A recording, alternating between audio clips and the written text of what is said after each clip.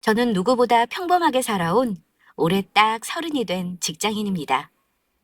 저는 20대 때만 해도 남들처럼 학교 나와 좋은 회사에 취업하고 사랑하는 사람 만나 결혼한 후 아이 낳고 사는 게 당연한 인생의 수순이라고 여겼어요. 그게 행복인 줄 알았습니다. 하지만 어리다면 어린 나이에 이미 한번 요란하게 결혼도 하고 이혼까지 했으니 평범하진 않다고 해야겠네요. 누구든 결혼할 때는 행복을 꿈꾸지 이혼이 나의 일이라고 되리라고는 생각하지 않을 겁니다. 저 역시 그랬어요. 그런데 사람 일이라는 게 한치 앞을 모른다고 하필 제가 좋아 결혼한 사람이 세상 쓰레기인 줄은 몰랐습니다. 그냥 철없고 세상 물정 모르는 면이 있다고만 여겼지 자기중심적이고 모든 본인 뜻대로 하려는 남자라는 걸 결혼하고 나서야 알게 되었으니까요. 저는 결혼하고 나서부터 인생이 꼬이기 시작했던 것 같아요. 결혼 전 저한테 매달릴 정도로 저를 좋다고 하던 남편은 완전히 태도가 돌변해서는 툭하면 저에게 모진 말을 하며 제 속을 긁었습니다. 결혼하고 나서 집에서 놀고 먹는다며 구박하는 말로 얼마나 자존심을 상하게 했는지 몰라요. 당신도 집에만 있지 말고 뭐라도 배워서 돈벌이를 해. 뭐 하고 싶은 건 있어? 나이가 26인데 집에서 논다는 게 말이 되냐? 한창 피어나려던 사람 주저앉힌 건 당신이야. 나도 마냥 놀 생각 없어. 어디든 들어갈 거니까 자꾸 재촉하지 마. 네가 아직도 부잣집 공주인 줄 알아? 에이, 너랑 결혼하면 나도 좀 편하게 살 줄 알았더니 결혼하자마자 이게 뭐야? 당신은 내가 좋은 게 아니라 우리 집 배경 보고 결혼한 거니? 그게 아니면 나는 당신한테 아무것도 아닌 거야? 남편은 제가 취업하기 전까지 이런 말로 제 속을 긁어놓는 일이 다반사였습니다. 그나마 다행이라면 전 남편과 사이에 아이가 없다는 거예요. 결혼 생활은 2년 남짓. 하지만 배우자의 진짜 모습을 알게 되고 질리는 데는 그리 오래 걸리지 않더라고요. 남편과 연애를 오래 한 건 아니에요. 그런데 만난 지 3개월도 안 됐을 때부터 결혼 얘기를 꺼낸 건 제가 아니라 그 사람이었습니다. 우리 결혼하자. 나는 어차피 너랑 결혼하기로 결심했는데 굳이 사귀면서 시간 끌 필요 없잖아. 오빠, 내 나이가 몇인데 벌써 결혼을 해. 내 친구들은 결혼한 사람 아무도 없어. 다들 취업 준비에 자기 개발하느라 바쁘다고. 우리 부모님도 나한테 얼마나 기대를 많이 하고 계시는데 덜컥 결혼하자고 하면 절대 허락 안 하실걸? 아니, 내가 너 좋아하고 아끼는 거 보시면 나만한 사이 없다고 생각하실 거야. 내가 직업이 없어, 인물이 없어. 나는 자신 있다니까 그러네. 언제 인사 갈까? 되도록 빨리 인사드리자. 하지만 그때 제 나이가 고작 24. 결혼을 생각하기에는 너무 이른 나이였습니다. 하지만 의아할 정도로 남편은 저에게 결혼하자는 말을 많이 하더라고요. 처음에는 그냥 제가 좋아서 하는 말이려니 가볍게 들었다가 나중에는 가볍게 하는 말이 아니라는 거 알고 의아하기도 했습니다. 그도 그럴 것이 그 당시 제가 대학교 졸업하고 취업 준비를 하던 때라 딱히 내세울 게 없었어요. 솔직히 말해 외모도 평범한 수준입니다. 그나마 남들보다 나은 게 있다면 풍족하게 살게 해주신 부모님 덕에 어려움 모르고 밝게 자랐다는 것 정도겠네요. 그래서 마음 편히 제가 정말 하고 싶은 일을 찾고 있을 때였습니다. 아직 돈벌이도 못하는 저와 도대체 결혼을 왜 하겠다고 조르는지 의문이긴 했어요. 그래서 물어보면 하는 말은 왜긴? 너 처음 보자마자 나는 결혼할 생각이었는데 결혼할 사람은 딱 알아본다잖아. 이게 이유가 필요한 일이야? 그래도 오빠는 직장도 있고 차도 있는데 나는 아직 아무것도 해놓은 게 없는걸. 결혼해도 부모님에게 도움받아야 할 게 뻔하다고. 근데 무슨 내 나이에 결혼을 해? 걱정 마. 원래 신혼은 빚도 지고 작게 시작하는 거야. 나 사는 오피스텔에 너는 몸만 들어와도 된다니까? 몸만 들어오라는 소리까지 들어서 그런가. 그 사람 하는 말이 진심인 줄 알았고 저는 무척 좋아한다고 생각했습니다. 연애할 땐 남편이 지극정성으로 저에게 잘해줬습니다. 하지만 좋기만 했던 건 아닙니다. 그 사람은 나보다 7살이 많았지만 저는 20대 한창 좋은 나이니 얼마나 놀고 싶고 친구도 만나고 싶었겠어요. 하지만 그 사람은 제가 친구들과 늦게까지 놀거나 혹시 여행이라도 간다 하면 기겁을 하며 싫어했습니다. 늦게까지 연락이 안 되면 부재중 전화가 수십 통이 와 있기도 했고 극도로 예민하게 굴었어요. 야, 너 아직까지 집에도 안 들어가고 친구랑 노는 거야? 혹시 다른 남자들하고 어울려 노는 거 아니지? 이 시간까지 노는 사람이 멀쩡하겠냐고. 너 지금 어디야? 내가 지금 갈 테니까 문자로 찍어놔. 오빠, 이제 12시도 안 된 시간이야. 내가 어린애도 아니고 친구들 오랜만에 만나서 귀가 시간까지 오빠한테 간섭받아야 해? 그만 좀 해. 그러는 오빠는 하루가 멀다고 회식할 때 주점이며 노래방이며 다 가잖아. 그때마다 연락 두절돼도 나 아무 말 한 적 없어. 너랑 나랑 같아? 나는 회사 사람들하고 간 건데 당연히 너랑은 경우가 다르지. 암튼 빨리 집에 들어가라. 나이 차이가 나서 그런 건지 간혹 숨이 막힐 때도 있었습니다. 그래서 사귀는 동안 중간에 제가 3번 정도 헤어지자고 했었는데 그럴 때마다 이 사람 저희 집 앞에 찾아와 그렇게 울며 매달리더군요. 처음에 헤어지자고 할 때는 저런 간섭과 숨 막히게 하는 게 싫어서였고 2번째는 성격이 좀 안 맞는 것 같다라는 생각을 해서 그랬습니다. 그리고 3번째는 뭔가 믿음이나 미래에 대한 확신이 안 생겨서 이별을 고했지만 그럴 때마다 이 사람이 저한테 그렇게 매달리는 모습을 보고 제 생각이 틀렸나 보다 하고 생각을 고쳐먹게 되었습니다. 결국 저는 그 사람을 만난 지 10개월 만에 결혼까지 하게 되었습니다. 저희 친정에서는 솔직히 말하면 남편을 마음에 들어 하지 않았습니다. 특히 저희 아빠가 정말 마음에 안 들어 하셨지만 그 사람 딸 사랑하는 마음 하나 보고 결혼시키셨습니다. 딸 끔찍이 생각하고 위해주는 남자면 그걸로 됐다고 하시면서요.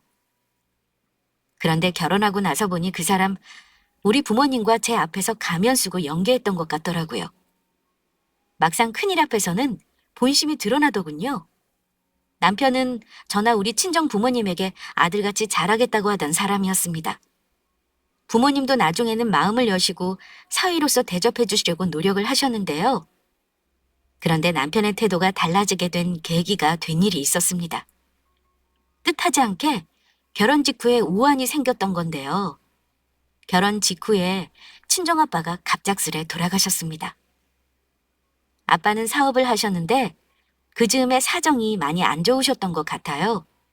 그래서 스트레스가 많으셨다가 납품하신 기계값을 거의 억대에 가까운 돈을 받지 못하게 되시면서 많이 힘드셨던 것 같습니다. 그래도 평소에 지병 같은 거 없으셨던 분이었는데 사람이 없는 곳에서 쓰러지시는 바람에 의식이 돌아오지 못하셨어요. 그렇게 허망하게 아빠 보내고 나서 저희 집은 쑥대밭이 되었죠. 나름 잘 산다는 소리 듣고 살던 친정이었지만 가장의 갑작스런 부재는 타격이 컸습니다. 아빠 사업체는 부도 일보 직전이었고 아빠가 가족들 모르게 갖고 있던 채무 정리를 해야 했어요.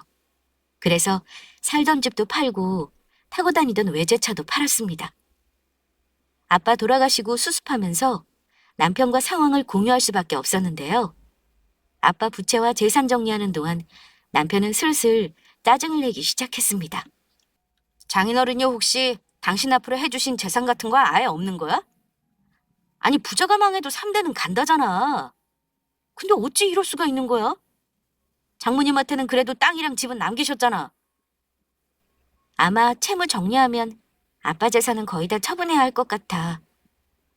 이 와중에 나한테 남긴 재산 없다는 게 뭐가 중요해? 빚 안 남긴 걸 다행으로 생각해야지. 장인어른 하시던 사업체를 내가 물려받았어야 하는 건데. 아우, 아까워. 내가 장인어른한테 미리 보고 배웠으면 이렇게 허망하게 말아먹는 거 보고 있지는 않았을 텐데 말이야. 사업하는 게 쉬운 일인 줄 알아? 쉽게 말하지 마. 우리 아빠는 평생을 하신 일이야. 아빠는 생각보다 엄마 앞으로 재산을 남겨놓으신 게 없었습니다. 경기 북부 쪽에 아직 개발도 되지 않은 곳에 땅 10,000평 정도와 엄마 이름으로 된 작은 아파트만 겨우 보존할 수 있었는데요. 사실 그 땅은 엄마가 나중에 개발될 때까지 절대로 팔지 않겠다고 가지고 계신 거였습니다. 사실 저는 돈도 되지 않는 땅이니 얼른 처분하고 엄마 노후자금이나 월세 받을 수 있는 다른 곳에 투자하길 원했는데 엄마는 아빠가 마지막으로 남겨주신 재산을 처분하고 싶지 않다고 고집을 부리셨습니다. 어쩔 수 없이 뜻대로 하시라고 했는데 엄마는 매년 재산세를 감소하면서도 안 팔고 가지고 계시더라고요. 남편은 저에게 몇 번을 엄마 땅을 언급하면서 이런 식으로 말했습니다. 당신이 장모님 잘 꼬셔서 그 땅 팔게 해라. 돈도 없는데 땅만 깔고 있으시면 뭐하냐? 지금이라도 팔아서 우리 보태주시면 좋잖아. 엄마가 안 판다고 하시는데 내가 무슨 수로 강요를 해. 안 그래도 요즘 그 땅이 개발 계획이 있어서 들썩거리는 것 같던데 헐값에 팔고 나중에 후회할 일 있어? 제 말이 틀린 건 아니니 그때는 또 대꾸 안 하고 가만히 있더라고요. 하지만 더 큰 문제는 아빠가 돌아가시고 나서 남편은 태도가 완전히 바뀌어서는 저와 엄마를 무시하는 언행을 하기 시작했다는 겁니다. 저에게 밥벌이 안 하고 논다며 구박하는 건 물론이고 조금 다투기라도 하면 생활비를 주지 않겠다고 협박하기 일쑤였고요. 저는 그럴 때마다 너무 자존심이 상했지만 차마 친정엄마한테는 얘기를 할 수도 없었습니다. 그래서 그때부터는 저도 서둘러 직장을 알아보고 면접을 보러 다니기 시작했던 것 같습니다. 결혼하고 2년이 넘어가고 있었지만 남편과의 사이는 위태위태했고 아이 가질 생각은 전혀 들지도 않았습니다. 물론 시어른들, 특히 시어머니와의 사이도 원만치 않았고요. 또 남편의 가장 큰 문제점은 결혼 전 자기가 살던 삶의 방식을 그대로 고수하길 원했고 저를 전혀 배려하지 않았다는 겁니다. 가령 결혼 전과 똑같이 친구나 회사 동료와 술을 마시고 2차를 가고 3차를 가고 새벽에 들어오는 일이 많았고요. 주말에도 저보다는 친구나 모임을 즐기는 사람이었습니다. 거기까지도 좋습니다. 남자가 사회생활하면서 그럴 수도 있다는 걸 100번 이해한다 쳐도요. 어쩔 때는 저보다 자기가 만나는 모임 사람들을 우선시할 때는 솔직히 너무 서운했습니다. 심지어 제 생일날에도 다른 사람과 모임을 갖는 거 보고 서운함이 폭발한 적도 있었습니다. 이럴 거면 왜 나랑 결혼하자고 한 거야? 아빠 돌아가시고 우리 집 형편이 예전만 못하니까 변한 거라고 생각해도 돼? 나를 이렇게 홀대할 줄 알았으면 결혼하지 말 걸 그랬어. 내 생일날도 다른 사람들이랑 술을 먹고 들어와? 엄마는 당신이랑 좋은 시간 보내라고 용돈까지 보내주셨는데 당신은 어쩜 이래? 생일이 뭔데 술하고. 그렇게 하고 싶으면 지금이라도 촛불 꽂고 불면 될 거 아니야. 나야말로 결혼하고 나서 당신한테 실망스러운 줄이나 알아. 맨날 집에 있으면서 바깥에서 일하는 사람 보채기나 하고 말이야. 그래, 네 말대로 바라는 거 없이 너랑 결혼했다고는 말 못하지. 근데 망해도 이렇게 망할 줄 알았나? 암튼 나도 결혼해서 계획이 있었는데 당신 때문에 다 틀어졌다는 것만 알아도. 그 사람이 말하는 게 무슨 계획인지 알 수는 없지만 남편의 마음이 변했다는 것만은 확실했습니다. 저는 적어도 주말에 저와 시간을 보내주길 원했는데 남편은 아빠가 돌아가시고 나서는 아예 대놓고 바깥으로 돌기 시작했습니다. 하지만 그래도 마지막으로 믿었던 건 적어도 남편이 다른 여자를 만나거나 나를 속일 거라고는 생각하지 않았다는 거였습니다. 하지만 얼마 안 가 그 마지막 믿음마저 산산이 부서져 버린 사건이 생기고 말았습니다. 남편이 여자가 있더라고요. 그것도 술집에서 심심풀이로 잠깐 스쳐가듯 만나는 여자가 아니라 결혼하기 전부터 알고 지내던 여자요. 알게 된 계기도 참 황당했던 게 남편이 술에 취해 떡이 돼서 들어온 날 본인 입으로 저에게 헛소리를 짓거리는 바람에 알게 되었습니다. 아마 저를 내연녀로 착각한 건지 옷도 안 벗고 침대에 쓰러져서는 베베 꼬이는 혀로 다른 여자 이름을 부르며 이러더라고요. 샤나, 내가 너랑 결혼했어야 했는데 내가 선택을 정말 잘못했지 뭐냐. 미안하다. 진짜 너한테는 미안해. 아휴, 조금만 기다려. 내가 다 바로잡을 거니까 조금만 참고 기다려줘. 남편 입에서 생전 처음 듣는 여자 이름을 듣는데 저는 머리털이 설 정도로 소름이 돋더라고요. 황당했던 저는 일단 다음날 남편이 한 말을 기억하는지 두고 봤지만 그 인간은 전혀 기억하지 못하더군요. 그때부터 남편 뒷조사를 하기 시작했습니다.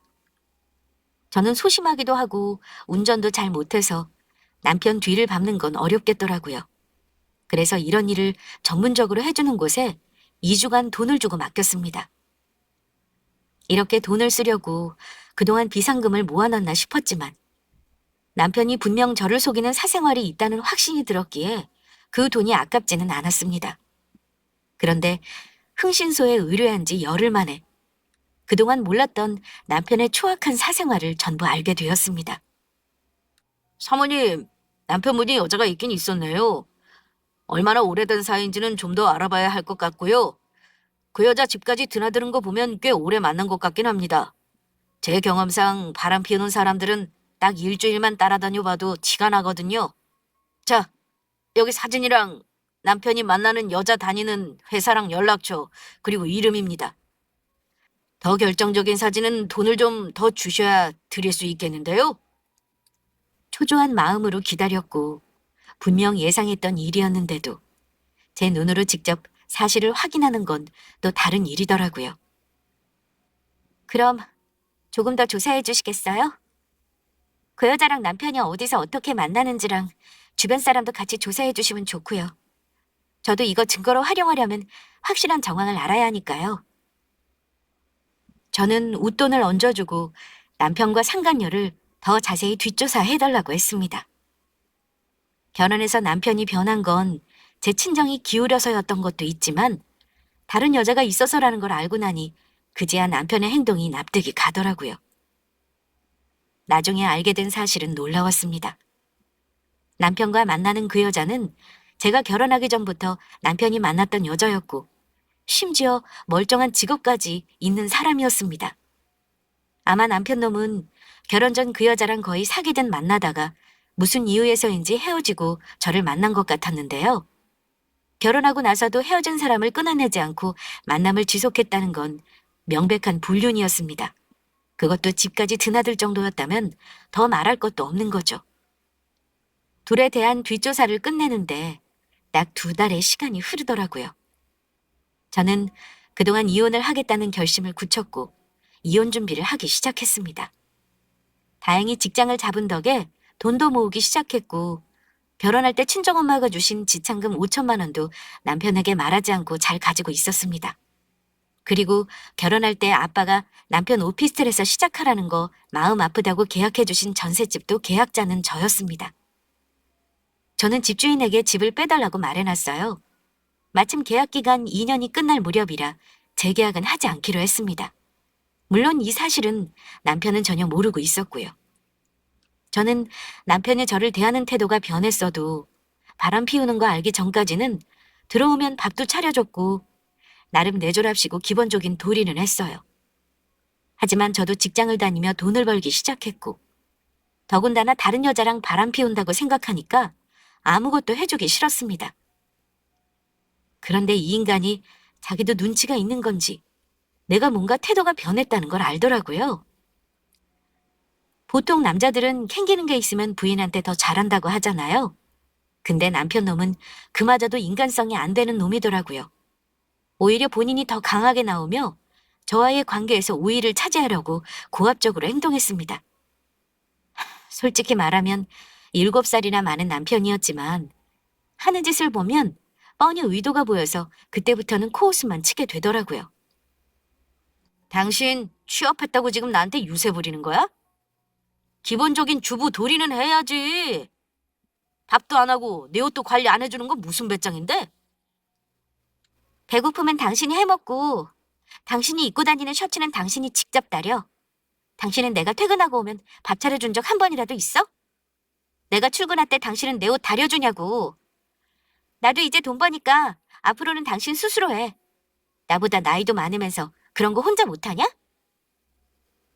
제가 하는 말이 구구절절 다 맞는 말이라 그런 게 남편은 기가 막히다는 얼굴로 말문이 막힌 듯 아무 말도 못하더군요. 그런데 제가 마음속으로 칼을 갈면서 이혼 준비를 착실히 하는 동안 이놈의 인간이 엉뚱한 짓을 벌이더라고요. 그즈음 우리 엄마 땅이 있는 지역의 개발 계획이 뉴스에서도 몇 번이나 나오고 있었는데요. 이놈의 인간은 계속 우리 엄마 땅을 주시하고 있었나 봐요. 혼자 부동산까지 가서 땅 시세를 알아보더니만 놀라운 사실을 알았다는 듯 저에게 이런 말을 했습니다. 장모님 땅 그거 지금 엄청 오른 거 알지? 내가 알아봤더니 보상도 보상이지만 지금 팔아도 시세 차이가 어마어마할 것 같은데? 사람 살면서 기회라는 게 자주 오는 게 아니야. 이번에 그 땅 파는 게 기회라고. 장모님한테 땅 팔라고 당신이 말 좀 해봐. 남편 말을 들으니까 비로소 그 속내를 알겠더라고요. 남편은 엄마 땅을 팔아서 내 몫을 나눠받길 바랬던 거죠. 물론 내 몫으로 돈을 받아도 어떻게 해서든 본인이 쥐락펴락 했을 테고요. 글쎄, 엄마는 보상받기 전에는 팔 생각 없으신 것 같던데. 엄마 재산을 내가 무슨 권리로 팔라 말라 하겠어? 근데 많이 오르긴 했나 봐. 엄마가 땅 살 때만 해도 3억도 안 되던 게 지금은 20억이 넘겠더라? 남편 놈은 제 말을 들으면서 눈을 반짝였습니다. 그러니까 당신이 무슨 수를 써서든 장모님한테 팔게 만들어봐. 그중에서 먼저 3억만 당신한테 당겨줘도 나 더럽고 치사한 회사 안 다니고 사업할 수 있는 거잖아. 저는 남편의 말에 알듯 말듯한 표정만 지었을 뿐 아무런 대답도 하지 않았습니다. 엄마에게는 땅 팔라는 소리 일절 꺼내지도 않았습니다. 그런데 2달이 지났나요? 기어이 이 인간이 본인 인생 망조들게 하는 사고를 치더라고요. 이 인간이 난데없이 직장을 관뒀다는 말을 하는 겁니다. 그것도 저와 상의 한마디 없이요. 물론 미리 상의했다고 해도 저는 이혼할 결심한 마당에 듣는 둥 마는 둥 했겠지만 갑자기 회사를 관둔 이유를 들으니 기가 차더라고요. 여보, 나 사업할 거야. 도저히 회사랑 사업 병행하는 건 어려울 것 같아서 회사 그만뒀어. 남자가 큰일 하려고 하는데 여자가 앞길 막을까 봐 당신한테는 미리 말 안 했어. 근데 퇴직금만 가지고는 아무래도 사업 자금이 턱없이 부족할 것 같아서 말이야. 요즘은 적어도 3억은 손에 쥐고 있어야 조그만 카페라도 차리겠더라. 그럼 당신 이름으로 빚내서 하면 되겠네. 당신 마음대로 회사 관두고 마음대로 사업하기로 한 건데 굳이 나한테 왜 말해? 당신이 알아서 해. 우리 생활이 걸린 건데 너한테 중요한 문제 아니야? 네가 돈 벌어봤자 겨우 네 입에 겨우 풀칠할 수준인 거 내가 모르겠냐? 그래서 말인데 장모님한테 땅 팔아서 돈 좀 보태달라 그래봐. 그 인간이 갑자기 사업하겠답시고 직장을 때려치운 게 본인의 능력을 믿어서가 아니라 우리 엄마 땅을 믿어서였던 겁니다. 뭐? 당신 미쳤어? 우리 엄마가 왜 당신한테 돈 주려고 땅을 팔아야 하는데? 보자 하니까 당신 선 세게 넘네. 당신 우리 엄마 땅 팔아서 그 돈 받으려고 직장 맘대로 관둔 거니? 뭐 당신 마음대로 생각해. 어쨌든 사위가 직장 잃었다고 하면 장모님도 가만히 있지는 않으시겠지? 안 그래? 당신이 간곡하게 말하면 내일 당장이라도 파실 분이 장모님이야. 장모님한테 딸 굶어 죽는 꼴 보기 싫으면 당장 땅 팔아서 사업자금 대달라고 해. 장모님이 너 굶어 죽는다는데 보고만 계시겠냐? 내일 당장 같이 가서 말해보자 이거야. 저는 몇 달의 시간을 더 끌며 독립할 준비를 마치려고 했지만 기어이 그 인간이 결혼 생활 종치는 걸 단축시키더군요. 저는 남편이 언성까지 높여가며 고압적으로 땅 팔라는 말을 하는 거 보고 누르고 있던 마지막 인내심이 끊어져 버리는 걸 느꼈습니다.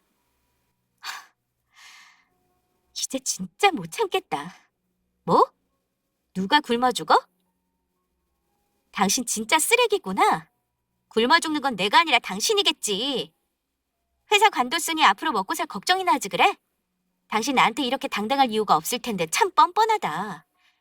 기다려. 어디 이거 보고도 당당한지 한번 보자. 저는 더 이상 참지 않겠다고 결심했습니다. 오늘이 그 인간과의 결혼 생활 종치는 날로 생각하고 그동안의 일을 전부 까발릴 생각이었죠.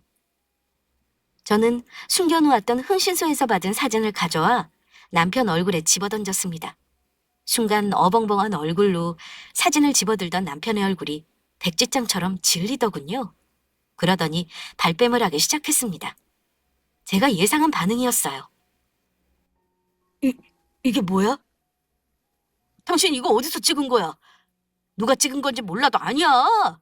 절대 이상한 거 아니니까 오해하지 말어. 오해? 여자 집에 드나들고 있는 게 다 찍혔는데 오해라고? 변명을 하려면 좀 그럴듯하게 해. 당신이 오해할까 봐 말 안 한 건데 얘는 내가 당신이랑 결혼 전부터 친하게 지내던 사이야. 우리 결혼 사진 봐봐. 결혼식 할 때도 왔던 여자가 미쳤다고 나랑 놀아나겠냐? 오해하지 말고 내 말 믿어. 공색한 변명 그만해. 이 사진 말고도 당신이랑 언제 만났는지 어디서 뭐라고 다녔는지 다 알고 있어. 내가 안 믿을 거라는 거 몰라? 그럼 대체 언제부터 한 거야? 당신 설마 처음부터 알고 있었던 건 아니지? 처음부터 알았으면 내가 미쳤다고 당신이랑 결혼했겠니? 당신 그동안 나를 참 잘도 속였더라. 근데 어쩌니 나는 당신 사생활을 아주 속속들이 다 알고 있거든. 오늘 아주 결판을 내자 이거야. 이건 전부 당신이 자초한 거라는 것만 알아도. 저는 당황한 남편 앞에서 누군가에게 전화를 걸었습니다. 그리고 바로 스피커폰으로 전화해 남편이 통화 내용을 전부 다 들을 수 있도록 했어요. 잠시 후 여자가 전화를 받았습니다. 여보세요? 남편은 익숙한 목소리를 듣고 기겁을 하고는 제 전화를 빼앗으려 했지만 바로 핸드폰에 대고 소리쳤습니다. 왜냐하면 제가 전화한 건 남편의 내연녀였거든요. 김수연 씨 맞죠? 혹시 최민호라고 잘 알 텐데요. 전화 끊지 말고 내 말 똑똑히 들어요. 오늘 아주 중요한 말을 할 테니까. 전화기 너머로는 침묵이 흘렀지만 그 여자도 지금 꽤나 당황한 상태라는 걸 알 수 있었습니다. 일단 이 말부터 할게. 네가 나이가 많지만 나는 인간 같지도 않은 거한테는 반말을 하는 편이거든? 그쪽이 내 남편... 이제 남편이라고 하기도 싫지만 어쨌든 이 인간이랑 내연관계라는 거 다 알고 있어. 그런데요. 나한테 전화한 이유가 뭐죠? 다 알았으면 그쪽 남편을 잡아요. 듣자 하니 둘이 부부싸움 중인가 본데 나한테 이러지 말고 전화 끊어요. 지금 끊으면 후회할 텐데. 처음이자 마지막으로 말하는 거니까 잘 들어. 너랑 남편이랑 둘이서 나 엿먹이고 돈 뜯어서 호의호식하려던 거 나 다 알아. 다 알면서도 니들 엿먹이려고 참아준 건데 어쩌냐? 이제는 도저히 못 참겠네? 못 참으면 어쩔 건데요. 내가 그쪽 남편이랑 내연관계라는 증거도 없으면서. 내가 증거 없이 너한테 전화를 했겠니? 네가 다니는 회사도 다 알고 집이 어딘지도 알아. 한 가지만 말할게. 너 내 남편한테 받아먹을 콩고물이 있으니까 만났다는 거 내가 모를 줄 알아? 근데 떨어지는 콩고물을 받아먹는 건 앞으로 기대하기 힘들 거야.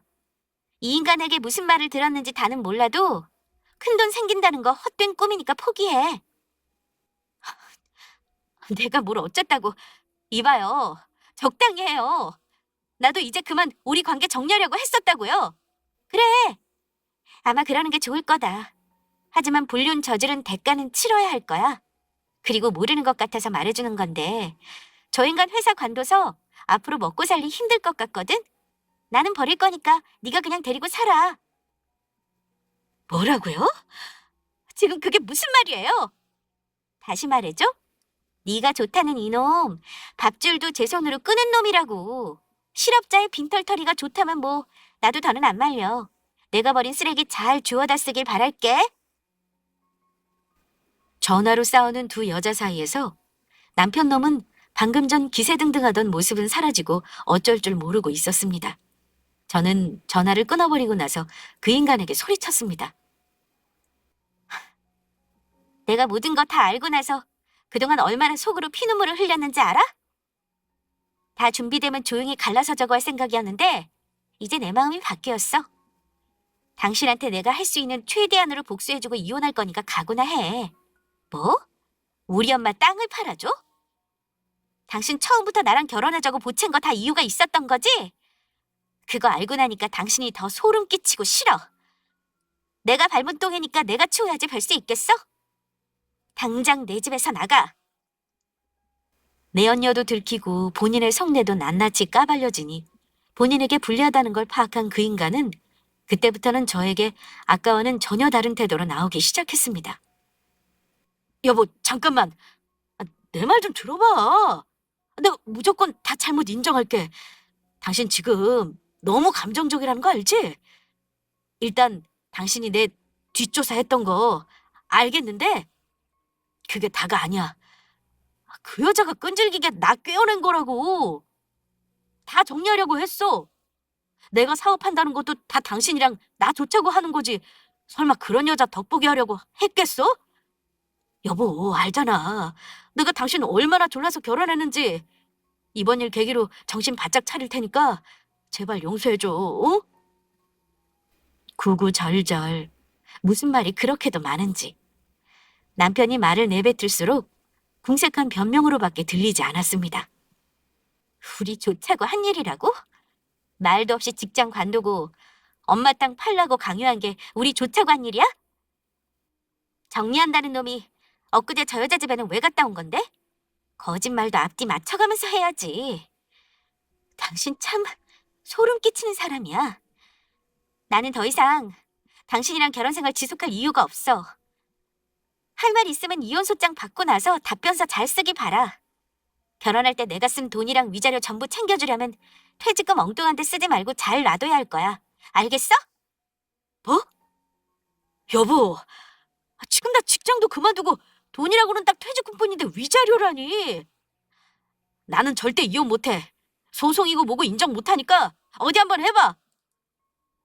유책 사유가 명백한데 버틴다고 이혼을 못할 것 같니? 내가 증거를 이것만 놔뒀겠냐고. 당장 내 집에서 나가. 여보, 제발. 내가 이렇게 빌다니까 한 번만 봐줘. 내가 집 나가면 어디로 가겠어. 나 갈 데 없는 거 알잖아. 우리 부모님 집에 가면 난리 날 게 뻔한데 나는 절대 못 가. 왜 갈 데가 없니? 당신이랑 신나게 놀아난 년의 집에 가. 빈털털이 된 당신 받아준다고 하면 그게 찐사랑이지 뭐겠어? 둘이 대놓고 만나는 거 안 말릴 테니까 당장 나가. 남편 놈은 제 기세에 눌려 주섬주섬 옷가지를 챙기더니 울상을 하며 나갔습니다. 나가면서도 끝까지 궁색한 변명과 용서를 비는 걸 멈추지 않았어요.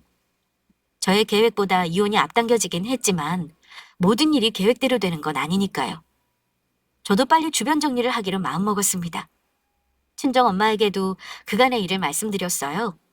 남편 놈이 엄마 땅을 탐내며 계속 땅을 팔라는 말로 저를 괴롭힌 것과 여자와 오랫동안 내연관계였다는 것 전부 다요. 엄마 마음 아프게 한 것 같아서 너무 죄송했죠. 하지만 이혼이라는 게 부부 당사자의 일이긴 해도 부모님도 아셔야 하는 일이라고 생각해요.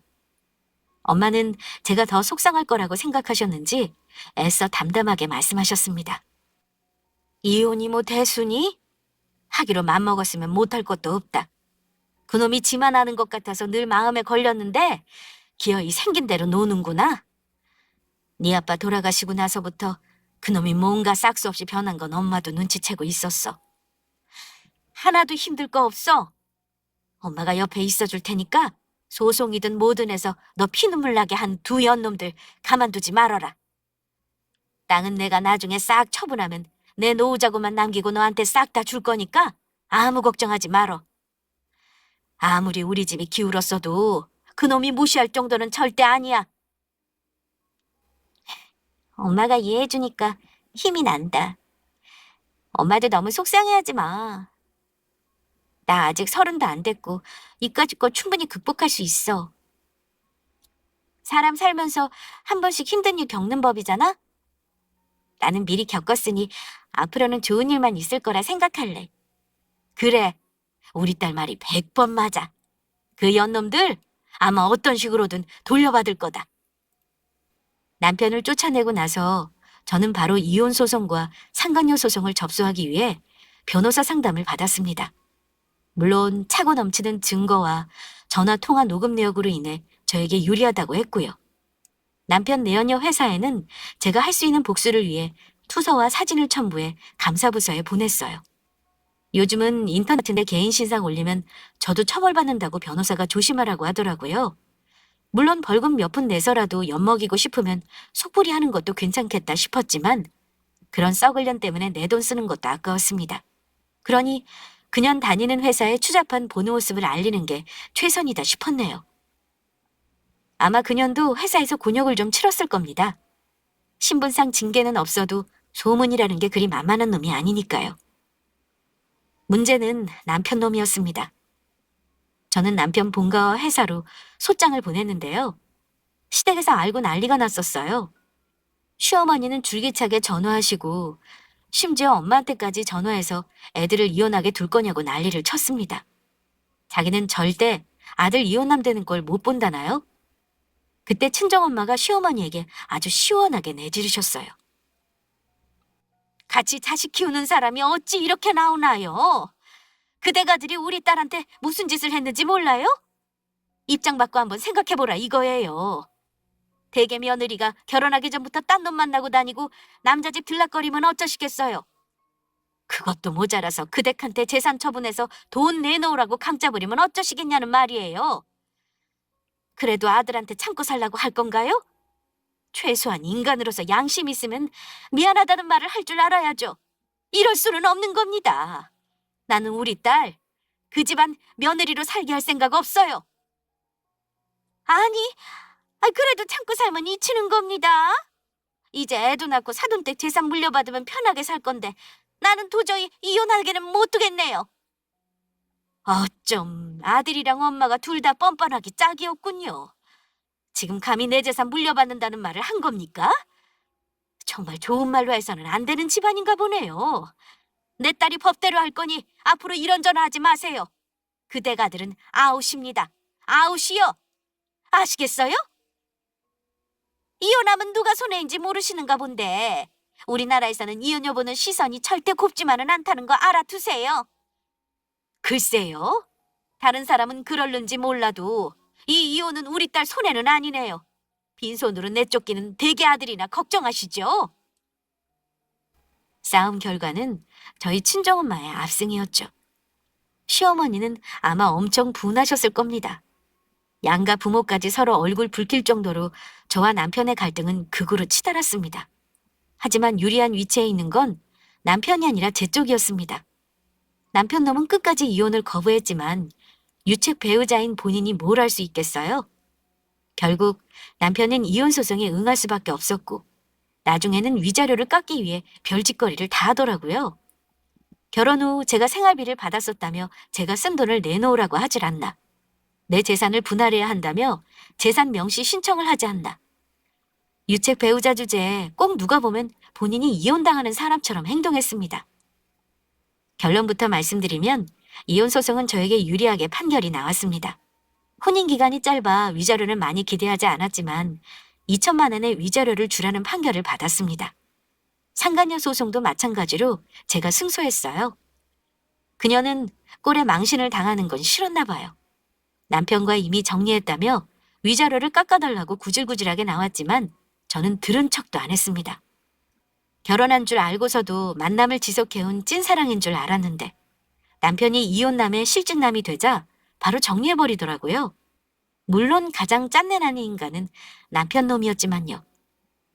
그 인간은 집에서 쫓겨나고 상간녀 집에서도 쫓겨난 후 갈 데가 없어서 자기 부모님 집에 갔던 모양입니다. 그러다가 취업 때문에 결국 본가에서 나와 급하게 고시원에 들어갔다고 하더군요. 너한테 위자료까지 주고 나면 남는 돈이 1,000만 원도 안 되더라. 그 돈으로는 이 동네 반지하도 못 얻어. 그래서 고시원 들어갔어. 너 정말 나 이렇게 사는 거 두고 볼 거야? 이혼하는 마당에 내가 당신 사는 거 걱정해야 해? 그동안 편하게 살았잖아. 알아서 해. 지금이라도 이혼하겠다는 거 취소해주면 안 될까? 내가 정말 잘할게. 내가 진짜 마지막으로 이렇게 빈다. 제발 용서해줘. 내 대답이 뭔지는 알지? 그동안 같이 살아서 더러웠고 다시는 만나지 말자. 끝까지 그 인간은 포기 안 하고 다시 시작하자는 말을 하더라고요. 당연히 저는 콧방귀도 뀌지 않았고 위자료 안 주려는 거 통장 압류하겠다고 하니까 그제야 얼른 위자료를 보내주길래 돈 받은 후 그 인간과의 악연은 마무리했습니다. 짧았던 저의 결혼 생활은 이렇게 2번의 소송으로 끝냈습니다. 남들은 아직 결혼도 안 하는 나이에 저는 결혼과 이혼을 둘 다 겪은 거죠. 그 후 3년의 시간이 흐른 지금 저는 아직 만나는 사람이 없이 엄마와 같이 살고 있어요. 여전히 직장도 잘 다니고 있고 이혼 이후로 그 인간들 소식은 다행히 들은 바가 없네요. 너무 어리고 순진했던 제가 바보 같죠?